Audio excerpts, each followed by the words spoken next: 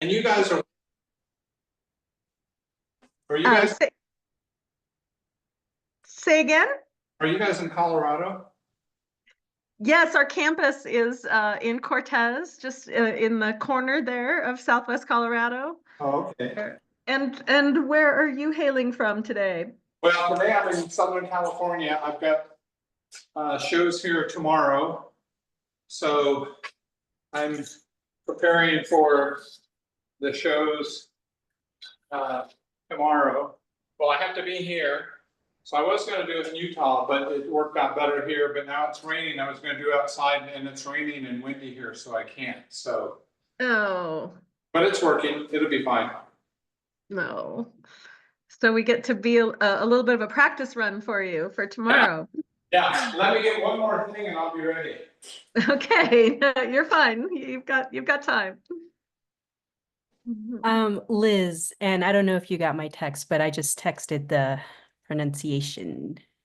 You were the best. Thank you so much. Yeah. For all of you who are probably filtering in now, we are just about 1 minute away from starting. So just hang in there with us for 1 more minute. Yeah, they're good. And I got it. Thank you, Rebecca.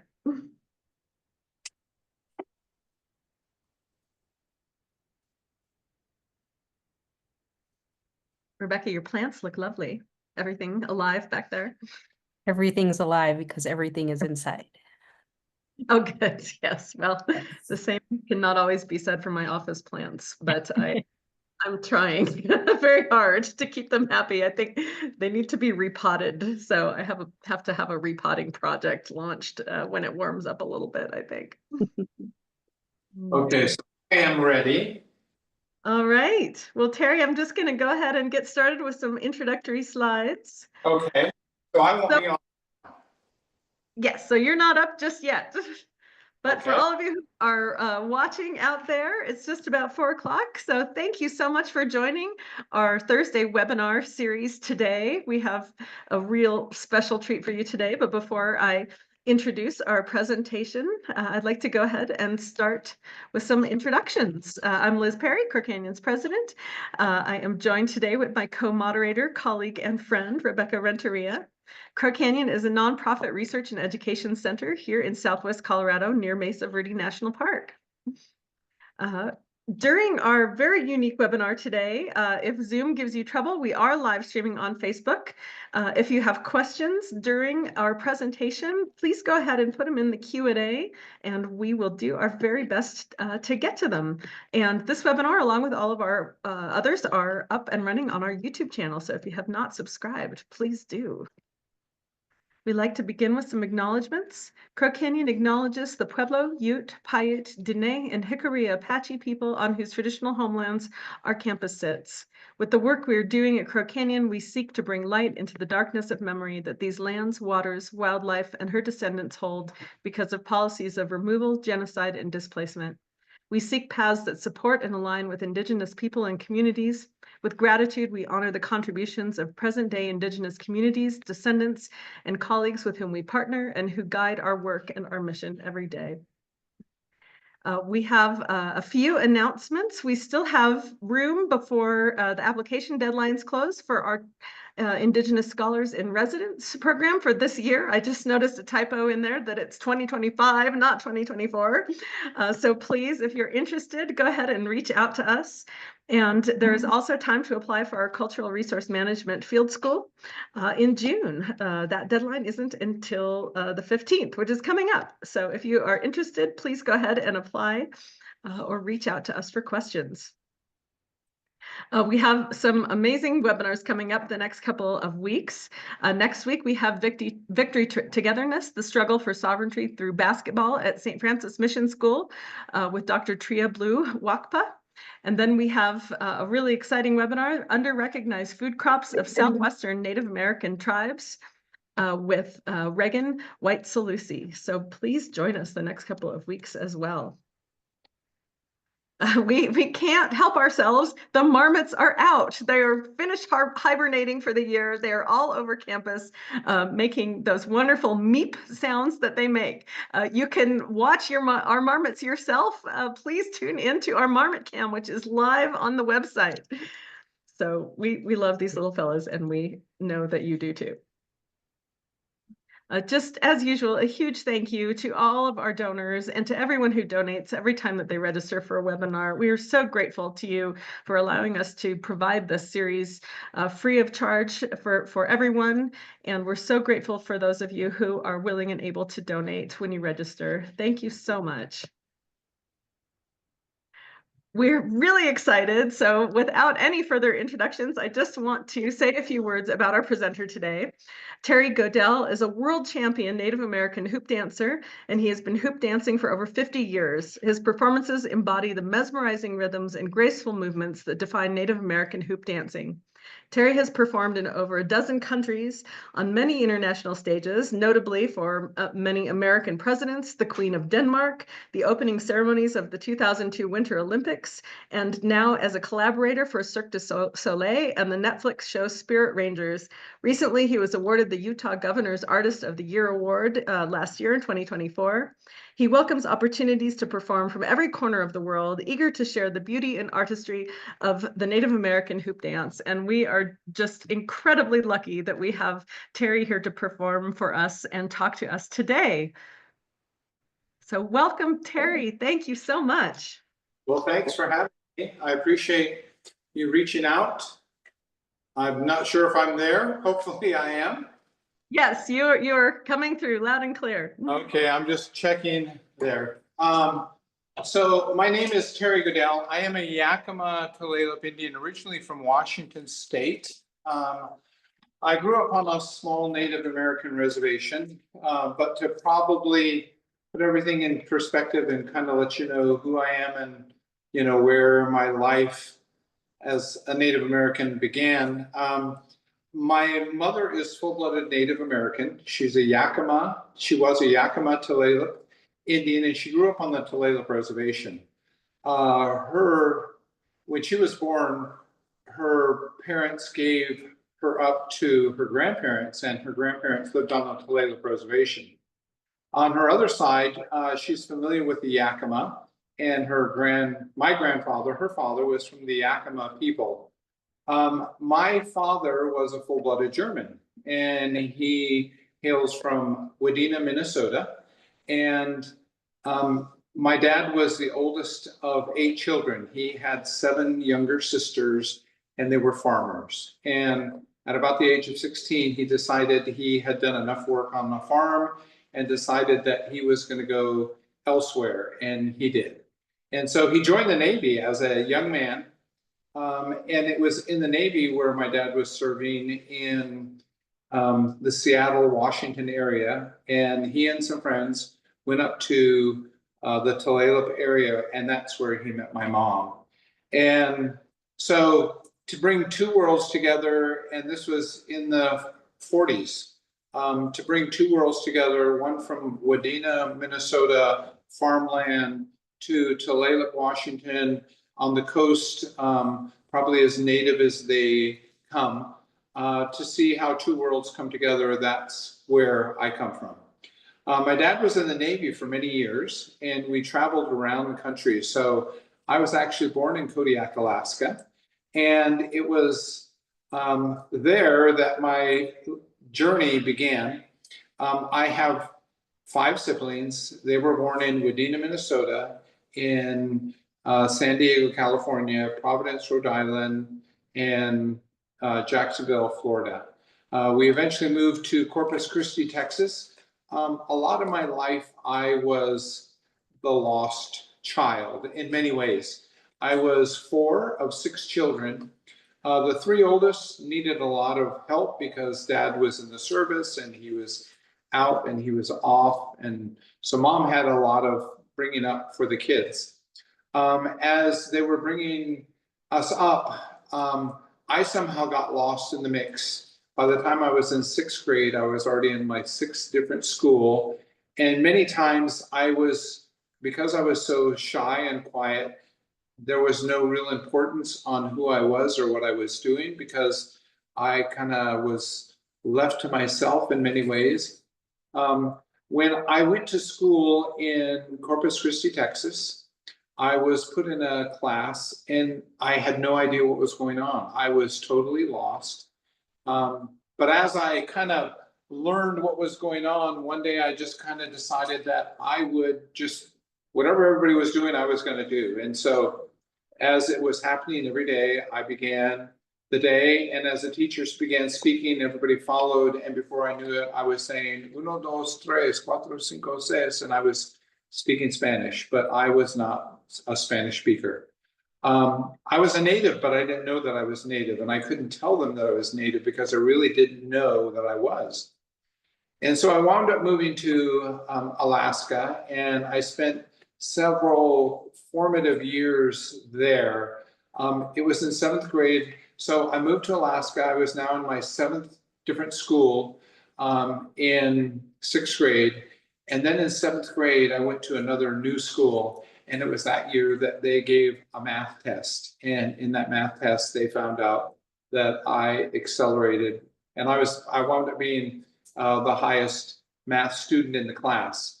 I didn't know and they didn't know, but my life kind of began to develop. Right when I thought life was wonderful, my mother had a heart attack and they had to do a quadruple bypass. And during that time period, it was decided that by the doctor and my parents that we needed to go somewhere that was a little bit warmer. And so we moved to Tulalip, Washington.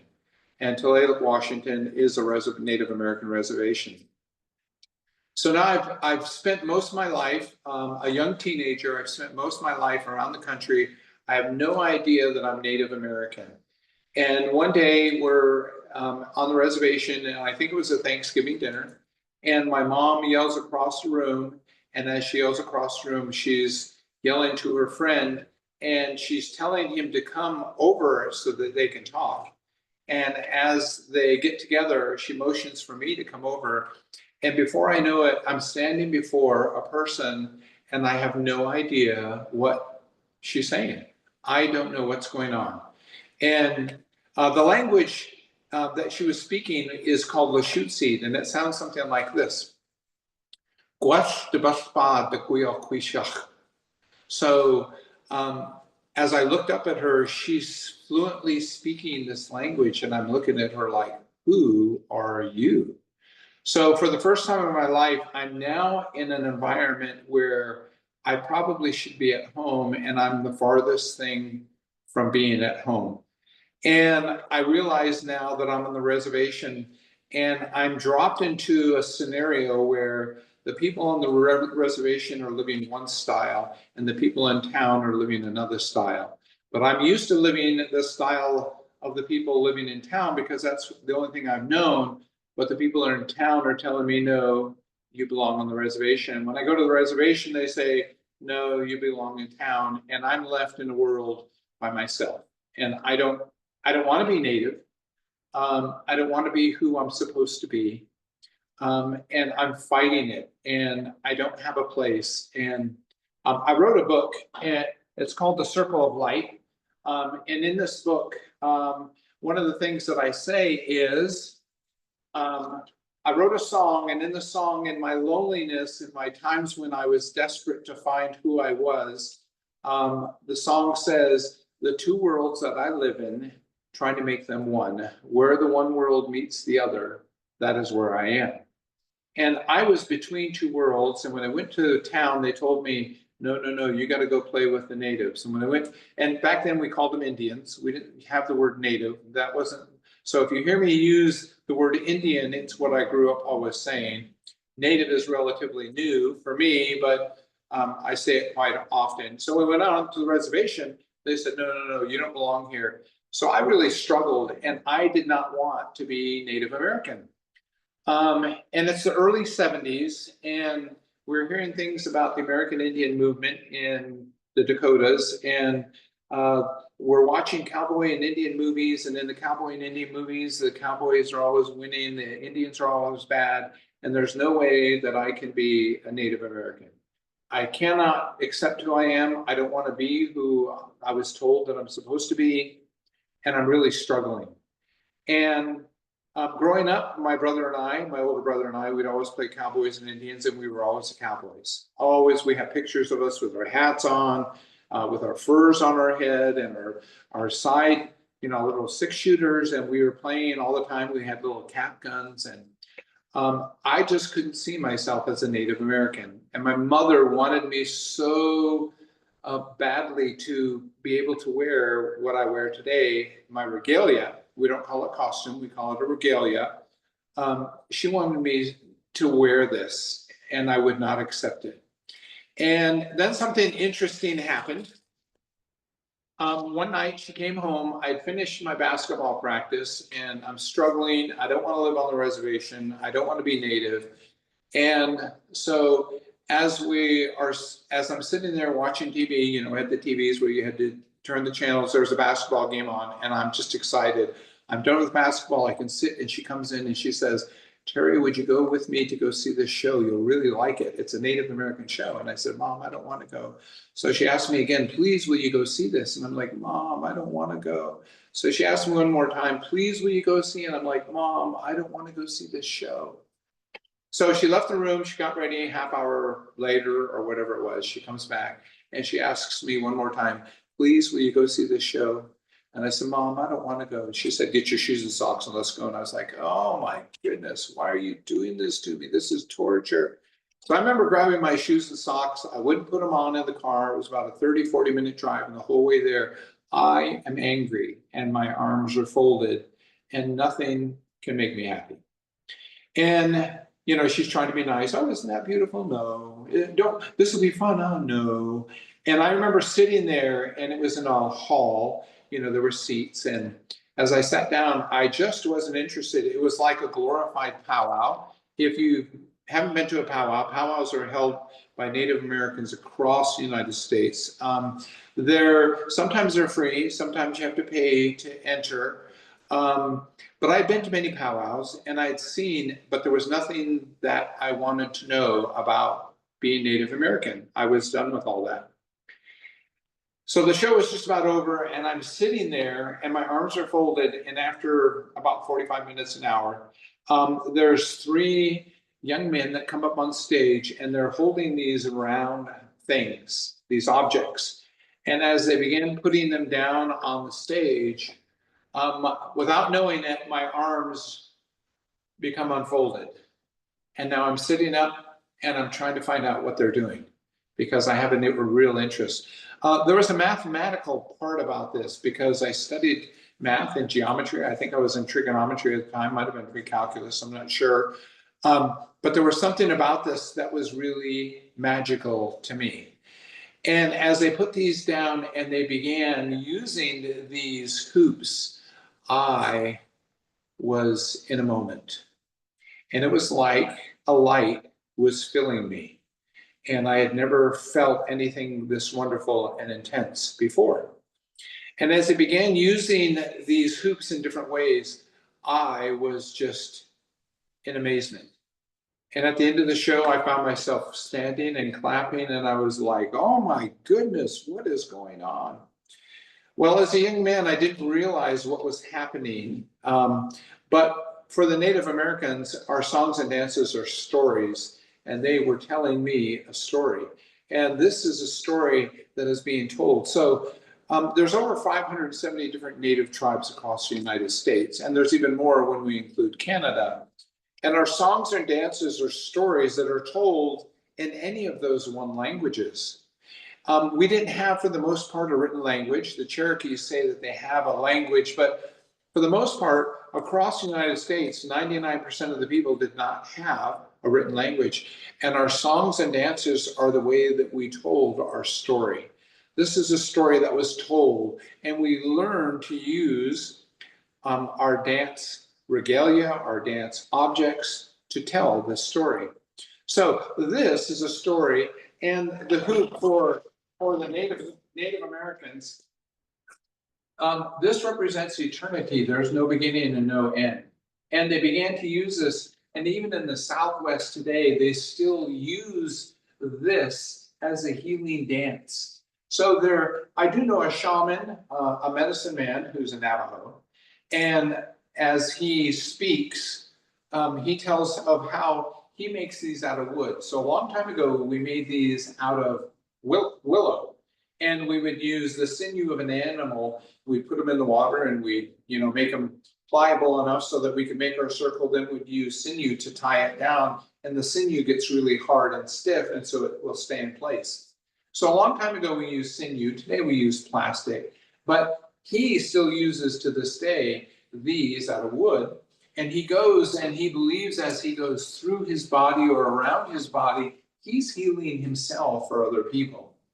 And he takes those and he gathers that evil, and he takes it after he's done and he puts it in a fire, and he believes that that smoke is taking away the evil, the soreness, and replacing it. And at the same time, this is like a prayer to the Great Spirit. So we still use these dances in different ways, and each dance is a little different because there's 574 different native tribes. Everybody's got a different song, they have a different dance, they have a different story. But this is a story that at the time I didn't realize, but they were telling me this story. So for the Native Americans, many of them believe today that this is a story of a small bird that begins to grow and develop. And it represents you and it represents me. And this is kind of our journey through life. And we encounter different plants and animals on this journey. But this bird is kind of the main character here. And it represents you and it represents me. And each time we add one of these hoops, we believe that the development of this small bird continues. And we begin to use these hoops in different ways to see the development of the different plants and animals in nature.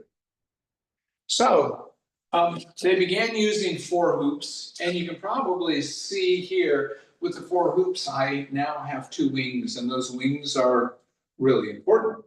A long time ago, we used, I'm going to just touch this here for a minute and see if I can here. No, sorry. Okay, but the colors on the hoops and the colors that natives use even today, the colors are red, yellow, black, and white. And they represent the directions north, south, east, and west. But in this particular dance, it also represents the people of the world. And this is the coming together of the people of the world from the 4 directions. So as those people come together from the 4 directions, it's a world that we live in. They felt like there was something that was missing, and so they decided to use a 5th hoop. And in today's native world, you'll probably find more hoop dancers that use only 5 hoops than any other number. So I can use 7, 11, 8, 25, 21.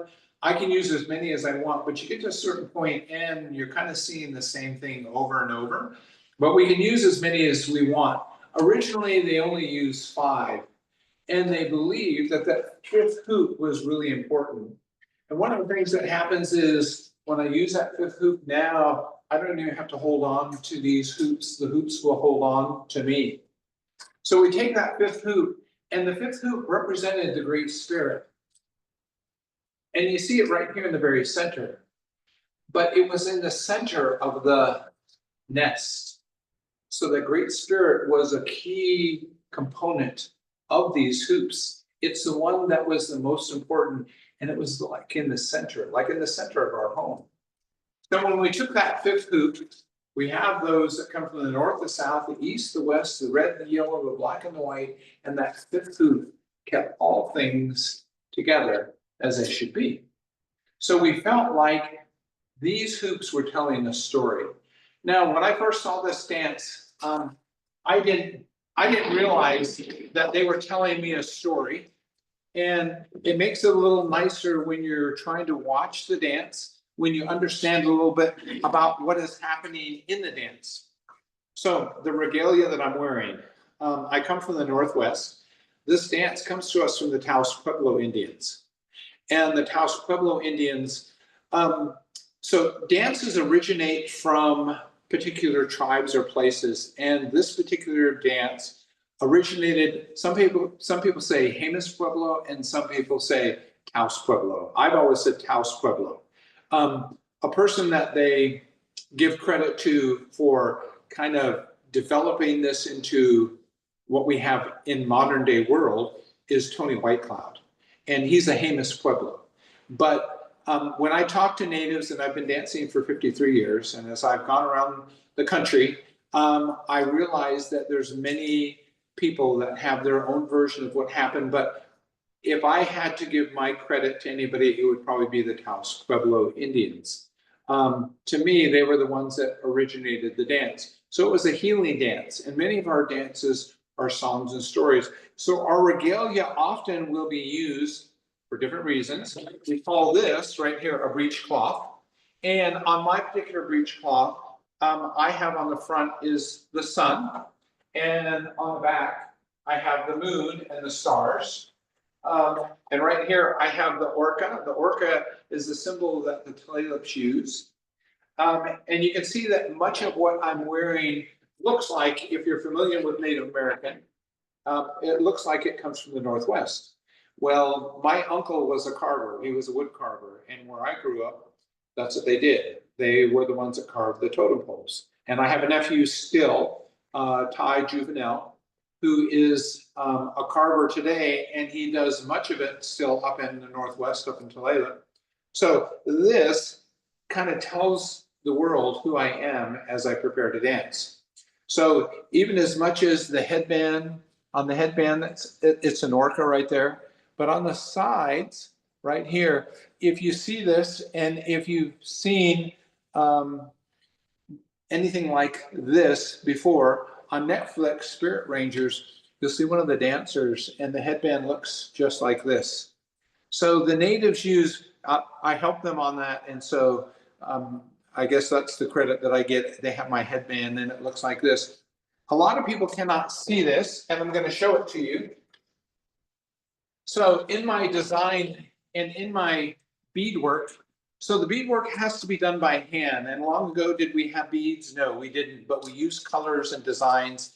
The natives are very creative and they're very right-brained. I'm going to adjust this just a little bit.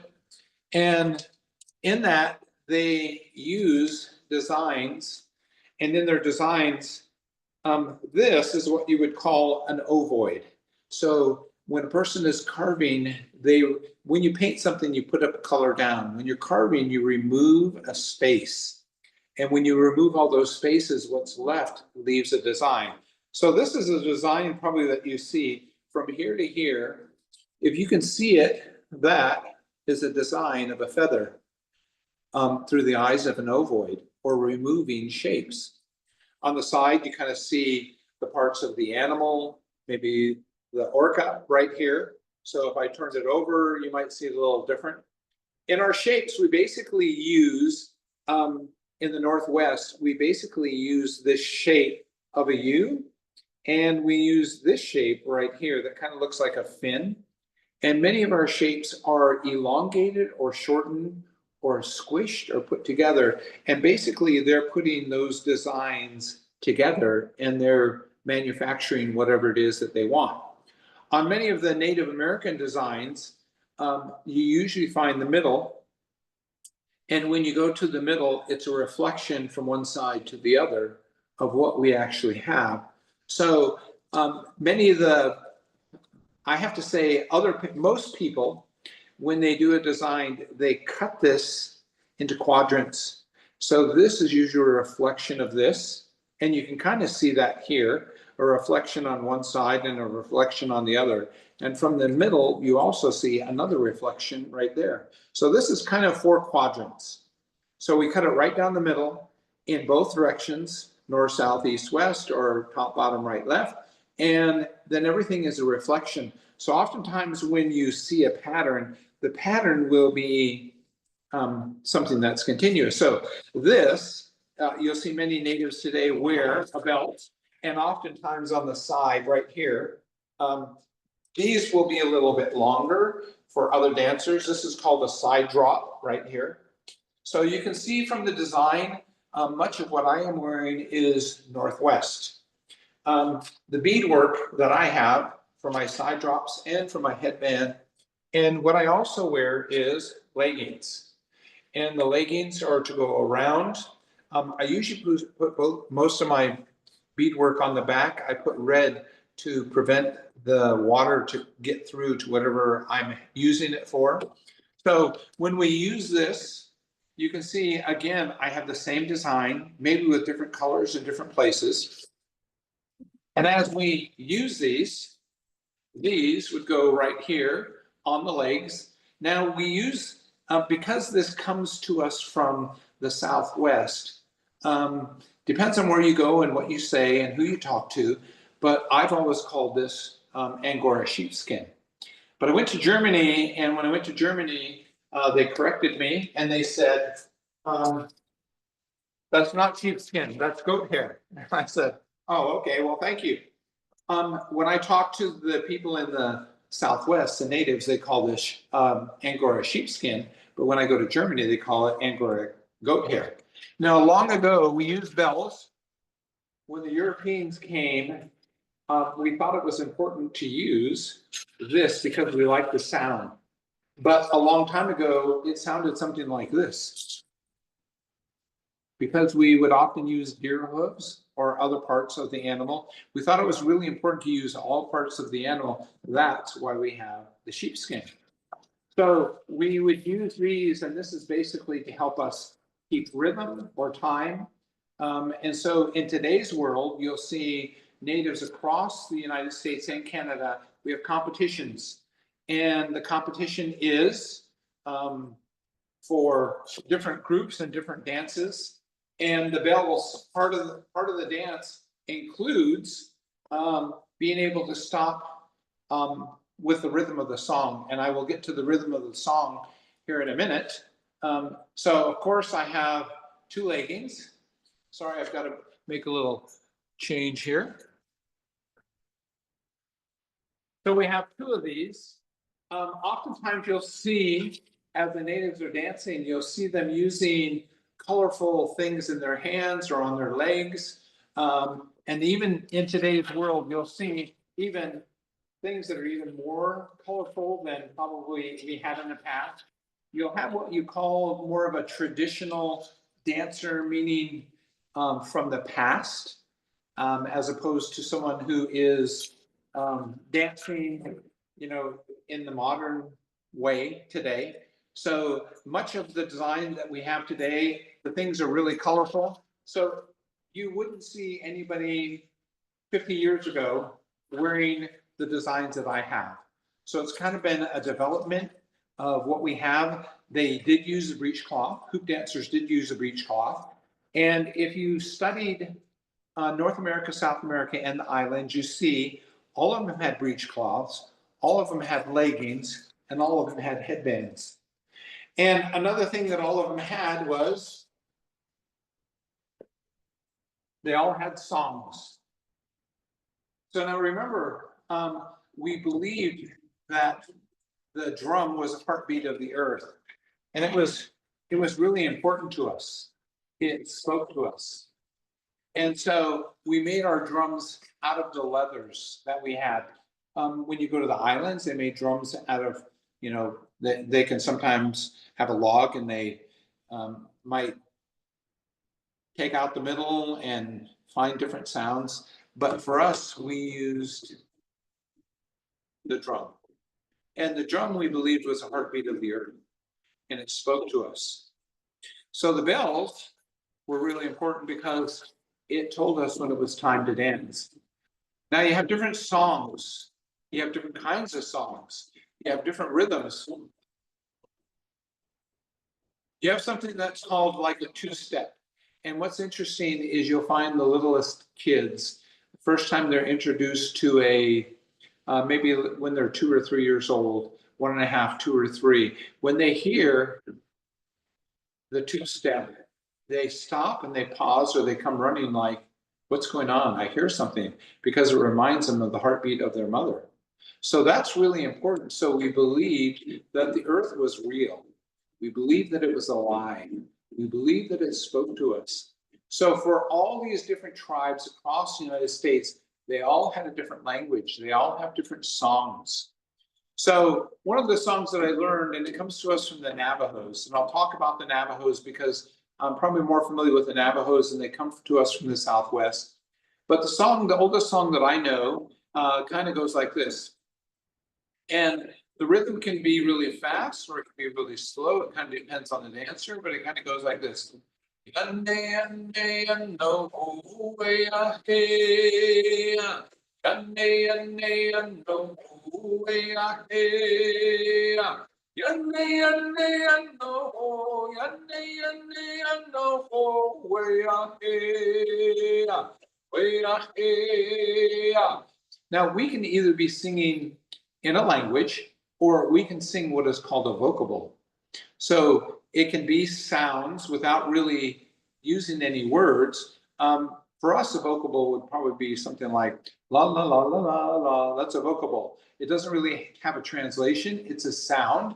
It's following some rhythms, and we can hear the music, but it doesn't really mean anything.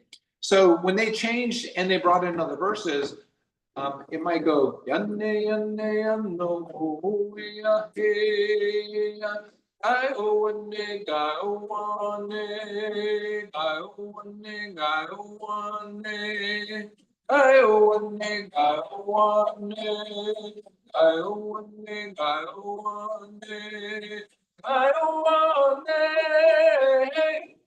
go one day, go one day, go one day, yo ho, yo ho, ye, yo ho, yo ho, ye, yo, ye, yo, ye, yo, ye. So their songs were meant to tell a story, but they were singing for the dancers oftentimes, and they could be sung for a lot of different reasons. In the Southwest, you have the bird singers, and the bird singers have 365 songs, which is interesting because there's 365 days in a year. And they gather together and they go through all their songs. And oftentimes you have a lead singer. Now, there's different kinds of songs in the powwows. In the northern, they sing really high in a falsetto. Whereas in the southern, they sing they sing really low. So you get different styles that mean different things. Excuse me, but the drum was a key component to the dancing. So for me, when I first saw all of this and it was coming together, I was a little perplexed. I was pretty good in math and I kind of knew what was going on, but not really, because we often use these as Venn diagrams. And as I go from place to place and I'm performing at schools, I talk about these as Venn diagrams because it's really important. As I'm using the hoops are working together. So as I put my foot through, you have an outer and an inner hoop, and one holds the other hoop up. So these are kind of working together. So when I add a third hoop, two of them, the first two, in the Venn diagram, I let one drop, and I see that. But when I put this up, the intersection of the two circles comes together right here. And when I put my foot through, then it's holding that unless I kind of switch its direction. So the dancer begins using this to tell his or her story. Long ago, this was only done by men. In today's world, and we don't really know a reason or a purpose. Probably the biggest purpose is when the women get pregnant, they really can't hoop dance because there's a lot of bending down and you got to put the hoops over you and they have to go through, and it probably made it really difficult for them. But there's other dances that were just dances for women. I don't think there was anything meant by it. Today you'll find both men and women that are hoop dancers. So I would like to share with you this dance, but before I do, I would like to say that hoops are made proportional. So right here, these three hoops should be approximately my height because mathematically it helps to know where those hoops are. So if I am using hoops and I can make my hoops, I can make them smaller or more narrow. I can make them a little thicker, and they can even be bigger than that. But now when I'm using my hoop here, the hoop should be really up here.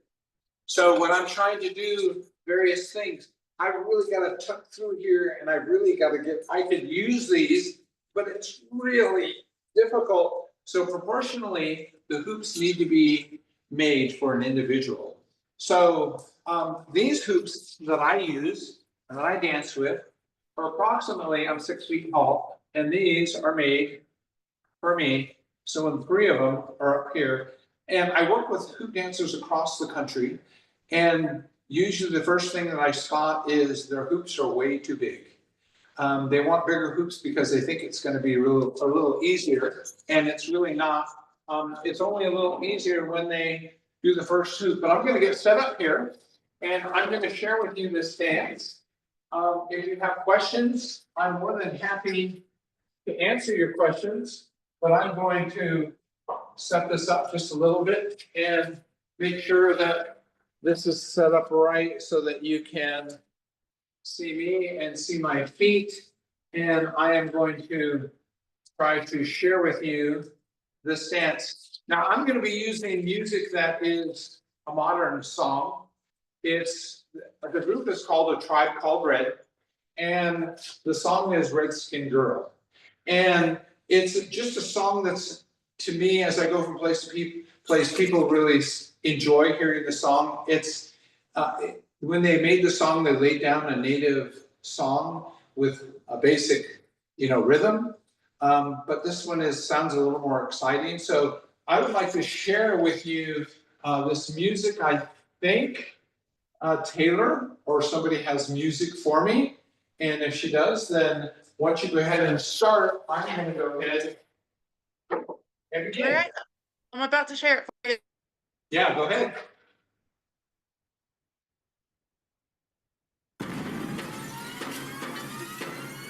Tribe Called Red.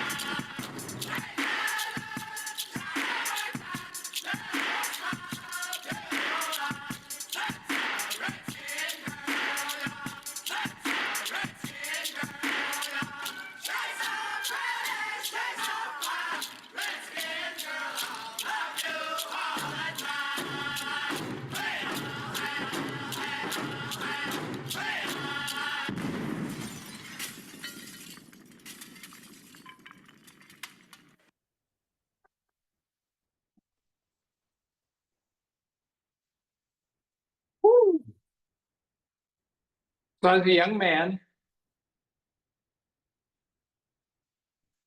I didn't want to be a Native American. I wanted to be something else. And what I found out was it doesn't matter what our background is. We're all unique. We all are a different mixture. But what's really important is when we find that light inside of who we are, and it's okay. Then it doesn't matter what anybody says. It doesn't matter what anybody does. A few years ago, my daughter, she challenged me. She said, "Dad, how can I make sure that I never forget your story?" And so she gave me an editor for Christmas, like 2 years ago, maybe might have been 3 years ago. And she said, "Would you please write your story?" And so I wrote the story as a family heirloom. I titled it The Circle of Light. And as the editor went through the book, she said, "Could you please publish this?" So I had no real idea that I was going to publish the book. I was just trying to keep for my family my story. And we all have a story, and it's different. My dad, he's German, and I know my German side, and I'm proud of them. And I tell people my last name is German, Terry Goedel. But when I walk, people see me as a Native American. I taught junior high math for about 24 years. When I went to college, they told me I probably, well, even in high school, my counselor called me in as a 15-year-old and told me it'd be okay if I didn't graduate from high school. I did graduate, and I tell the story here that I graduated from high school at 16 years old, and I was off to college. I was on my own at 16 years old. When I got to college, I was told that I probably wouldn't graduate from college because natives didn't graduate from college. I earned my bachelor's and I received my master's degree as well. And what I found out was we all have a light inside, and that's the light that I try to share. I try to make sure that as I go from place to place, that people know they all have a light. And if you'll turn that light on, you can have and be anything you want in this world. But that light's got to carry you. It's got, when times are rough and tough, and life was rough and tough for me when I was trying to figure out who I was. So I know we don't have a whole lot of time left. I think there could be some questions, and I would love to answer any questions that anybody has. So I'm not sure if Taylor's doing that or if somebody else I'll has do any. that, Terry. Thank you so much. If you're able to take a look at the chat, you'll see so many compliments and expressions of gratitude for your wonderful presentation and story and dancing. So I hope you can take a second to enjoy Yeah, enjoy that. I've seen them coming up. I appreciate it. I thank you very much. We do have some questions folks have put in the Q&A, and you Okay. spoke a little bit about this already, but maybe you could elaborate. One of our viewers is curious about, after you told the story of how you were first touched by hoop dancing and your interest in it. Could you talk a little bit more about your process of learning and how that all came about? Okay, so that was the one thing that my daughter didn't ever want to lose, and so that's why I wrote the book. And so I tell that story in the book. So my mom had me. Here's the crazy thing: my mom had me go see this group. It was in 1971, and when I saw the group, I was just flabbergasted. I was just blown away. And the next year, I graduated a year early, and I applied to two schools: Brigham Young University and University of Washington. And I heard from Brigham Young University, and they said, "You've been accepted to BYU. You have to start in 3 days." And it was a Friday, and I had to get on the airplane on the next day, Saturday, and I had to start school on Monday. And I was like, "Oh my goodness." As I got on the plane, my mom, she said, "Can you make me a promise?" And I said, "Sure." She goes, "No, tell me that you promise you'll do this." And I said, "I promise." She goes, "No, would you say these words? I promise I will go see Janie Thompson." I said, "Okay, I promise I'll go see Janie Thompson." She said, she gave me a brown bag. It was a J.C. Penney's bag, and I opened it up, and I had a pair of white jeans. And I was like, "Mom, I don't wear white jeans." She goes, "Don't worry, you'll need them." And I said, "Okay, I promise I'll go see Janie Thompson, whatever that is, whoever she is." So I went to school, and about 2 weeks later, week and a half later, I was introduced to Janie Thompson in her office, and she had a small little, maybe 12 by 15 office space, if it was even that big. And as I walked in and I was introduced to her, before I knew it, she asked me, "Can you snap your fingers?" And I'm like, "Yeah, I can."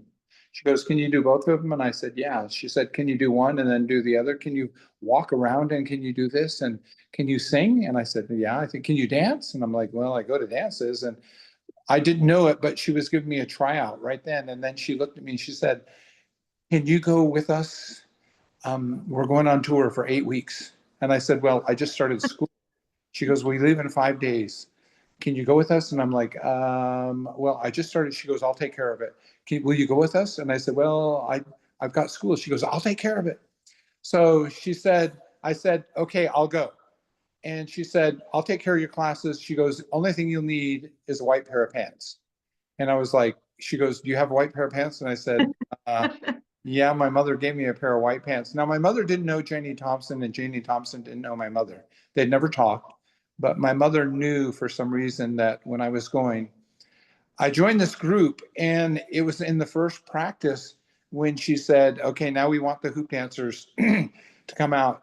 That's when I finally realized this was a group that I had seen a year earlier. And Wow. so moved. And there's those positive feelings that we have in our mind and our thought and our being that leads us to the things that are the things that we need and the things that we want. And that's kind of what happened to me. I was led to that place. Uh, I've become a part of that group. The group started in '71. I know people from the original group. I know many of those people now. And that's kind of how it happened for me. Um, I was going to be a professional baseball player. I'd already won 3 state championships. And when I began dancing, I never went back to playing baseball again. Oh my gosh, what an incredible story. Thank you so much for sharing. Um, one of our folks asks if you could share a little bit more about the extraordinary shapes that you make with the hoops and what stories they may tell. Yeah, so this is the journey of the small eagle. And as it grows and develops, we see the development of all these plants and animals, the journey through life. Part of it is the things that we see and that we are overcoming. This is our story. So each person can see things a little differently. I used to have my hoops and they were orange and they were fluorescent for under a black light. And one day I was working with some preschoolers and I had it sitting there, and a little boy raised his hand and said, I said, "So what do you like?" He raised his hand. He said, "I really like your pumpkin." And I was like, "My pumpkin? What are you talking about?" Oh, and I looked and I'm like, "Oh my goodness, it looks like a pumpkin." So part of the visual idea is, what do you see? And this is your journey and it's my journey, but what do we see? So some of it is the difficulties we encounter. Some of it is trying to figure out how we put all these things together in our own personal life. At the very end, we see the flower and we see it blossom. And that's to represent the natives, that we believe that they will blossom as a rose. I personally think that all people can blossom if they just put their mind and heart to it. And, it's more about doing the good things and sharing, because I go around the country and I do assemblies like this and I work for the kids. And to me, it's touching their hearts and making sure that they're good and okay, because there's so many people out there struggling. And this is considered by Native Americans a healing dance. It's meant to heal as they watch the kindness and goodness of the Great Spirit and the things that He's given us in the world. Thank you very much. That's wonderful. I thought that it looked like an eagle there Yeah, a couple of times. So, someone asks if you could talk about the significance of the colors for the 4 directions. Yeah, so even today, there's many people that use the 4 colors, the red, the yellow, the black, and the white, for the directions. You'll find almost everywhere you go, in every native tribe, they use the colors red, yellow, black, and white. So it gives them directions. It gives them also seasons. So when we talk about the hoop as a circle, we believe that it's eternal. There's no beginning and no end. And so that is an important part of what we have, because the colors can also represent the seasons and they never end. just like the circle. So you hear about the natives talking about the happy hunting ground because they believe that life is eternal, that it continues. At one time, they believed that this dance was a wedding dance to represent eternity. Oh, fantastic. Wow. So this is a question that may have occurred to a number of folks. How many hoops are you using? It looks like there's one, and then it looks like there's tons of them. Yeah, I get that question quite a bit. Usually, when I'm in an audience at a show, a powwow, or a school, they can count, and I can hear that. Oh, he's got 3. Oh, he's got 4. Oh, he's got 5. Then it's at the end for the smaller kids. I actually take and I count them. So today I used 8. Occasionally, I use up to 21. So people have different reasons for using the different number of hoops. But like I said earlier, probably most people use 5, but today I was using 8. Oftentimes you get people that will use an even number so that it balances out. And sometimes you have people that want to use an odd number because they put one across the middle that kind of attaches to both sides. So today I was using 8. Those of you who guessed 8, you're right. It's hard to count while you're in motion, for sure. Yeah. I tried to let you see more by coming into the camera. I hope that effect helped. That did, actually, I noticed that. I'm going to combine a couple of questions because one of our viewers wanted to know if you have a favorite dance to perform, and then someone else asked, do you know additional songs from your community? I didn't really grow up on my reservation long enough. And so when I began dancing in 1972, this was considered close to being a lost art. There was a powwow that I attended in 1972, and there was a hoop dance competition, and there was 3 hoop dancers. This last year, they had a competition in Phoenix, Arizona, their 35th, and there was 130 hoop dancers.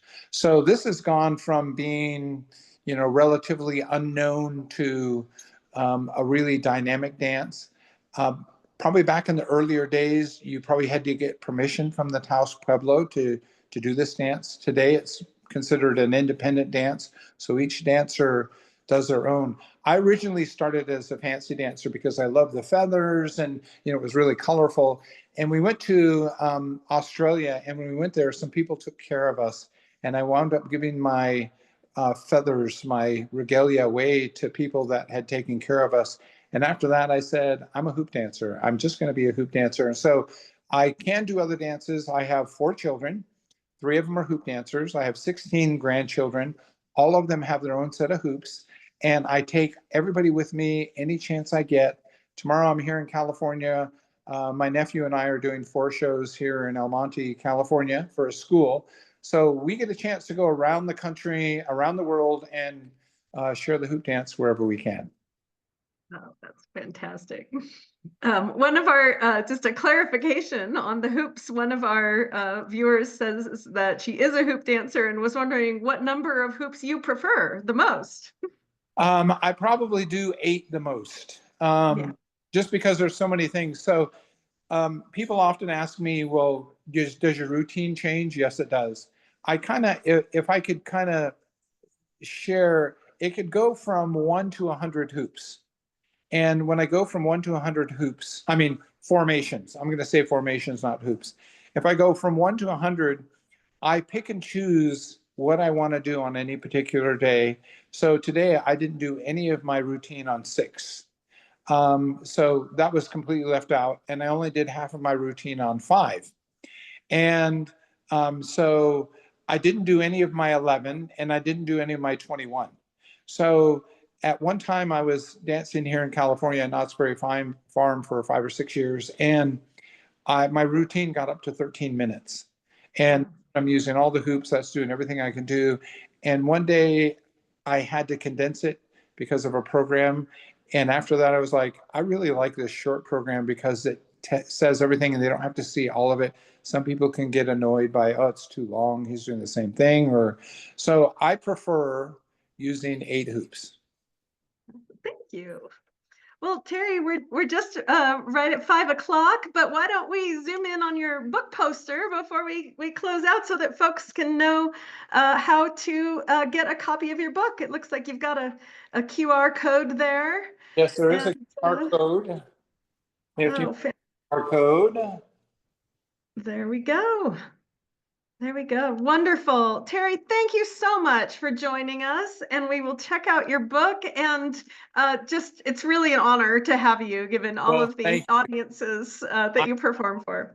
I'm the one that is honored, and I appreciate you asking me. I'm always more than happy to share what wisdom or knowledge I have. And it's important to me to share my light.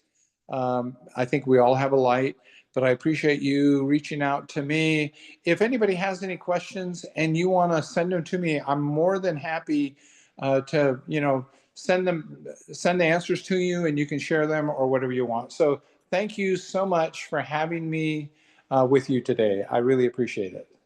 Oh, we're so grateful. Thank you. And to those of you who are just asking, this has been recorded and is on our YouTube, will be on our YouTube channel soon. So thank you. Have a wonderful time with your performance tomorrow, Terry, and we hope to see you again. Okay, thank you. Thanks, everybody. Thanks for coming.